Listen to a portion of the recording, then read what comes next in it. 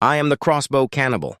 That's what he said when police arrested him, and it wasn't just a nickname. Stephen Griffiths earned that title in the most nightmarish way imaginable. This isn't your average serial killer case. This is a man who studied murder before becoming the murderer. In 2009, women began to go missing in Bradford, England. Suzanne Blamires, Shelley Armitage, and Susan Rushworth, all sex workers from the same neighborhood.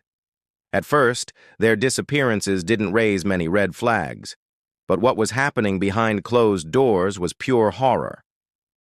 Stephen Griffiths lured his victims to his apartment, where he filmed himself torturing, killing, and in at least one case, cannibalizing his victims. Let that sink in. He filmed it. The most infamous moment? CCTV captured him walking through his apartment hallway with a crossbow in one hand and a suitcase in the other. Inside the suitcase, body parts. Suzanne Blamires' final moments were recorded as Griffiths looked directly into his camera and declared, "I am the Crossbow Cannibal." Police only found out after a building caretaker reviewed the footage. When they entered his apartment, they discovered blood spatter, bone fragments, and an extensive personal library on serial killers. Books like The World's Most Evil Men and Serial Killers, The Method and Madness of Monsters lined his shelves. This wasn't a man who lost control. This was a man who wanted to be remembered.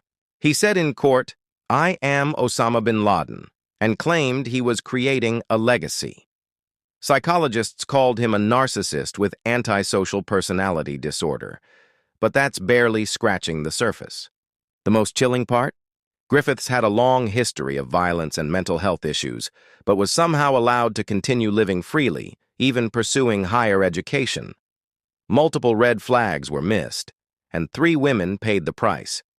In the end, Griffiths pleaded guilty to all 3 murders and was sentenced to life in prison. No parole, no redemption.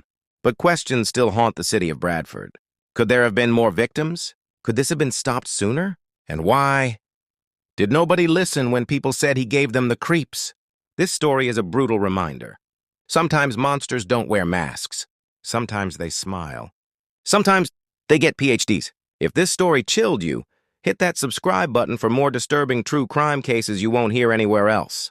And tell me in the comments, should we be profiling criminology students more closely, or was this just one man's evil mind at work?